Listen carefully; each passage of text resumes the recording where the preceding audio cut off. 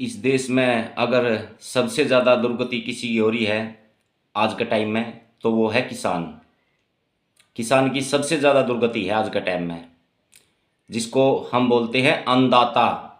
जो अन्न उगाता है, जो हमारा पेट भरता है, उसकी आज के टाइम में दुर्गति है। कैसे है?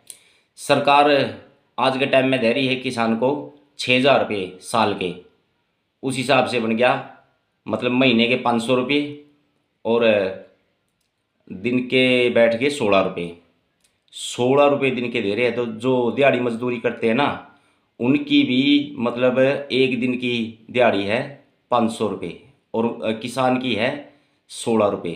तो सरकार सरकार में बैठे मोटे मोटे मंत्रियों, शर्म करो। जो तुम्हारा पेट भरता है ना, जो इतने मोटे मोटे पेट कर रखे हैं, जो तुम्हारा पेट भरता है, वो आज भूखा सो रहा है। उसके बालक बढ़िया स्कूल में नहीं पढ़ पा रहे, उसको पहनने के लिए बढ़िया कपड़े नहीं हैं। अगर मंत्री या व्यापारी जो किसानों को लूटते हैं, अगर एक दिन के लिए, अगर उनमें जिगरा है ना, एक दिन के लिए अपने घर के दरवाजे और अपनी तिजोरी के दरवाजे खोल के सो जाओ, अगर उनमें जिगरा है। या फिर किसान को देखो, उसमें कितना जिगरा है, जो अपनी फसल है ना 6 महीने खुले में छोड़ देता है। कभी उसकी फसल में आग लग जाती है, कभी उसकी फसल को कोई चुरा के ले जाता है, फिर भी उसमें इतना जिगरा है कि 6 महीने तक वो अपने फसल का वेट करता है। और फिर अगर मंडियों में फसल लेके जाते हैं, तो फिर व्यापारी रगड़ते हैं, क्योंकि उसका मोल भाव नहीं देते बढ़िया तरीके से।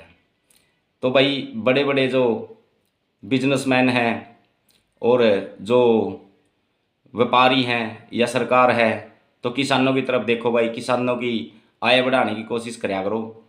और देखो, कोई भी महकमे का बंदा है, किसी भी महकमे में है, सरकारी महकमे में, अगर वो हड़ताल पे बैठ जावे ना, तो उसकी मतलब हड़ताल पे बैठते ही उसकी आय डबल कर दी जावे है, उसकी सैलरी डबल कर दी जावे है।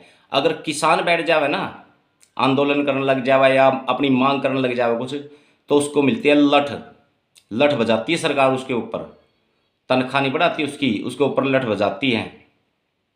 बहुत से किसान है ना, मतलब अपने खेतों में दम तोड़ देते हैं, कोई फांसी लगा लेता है। वजह क्या है?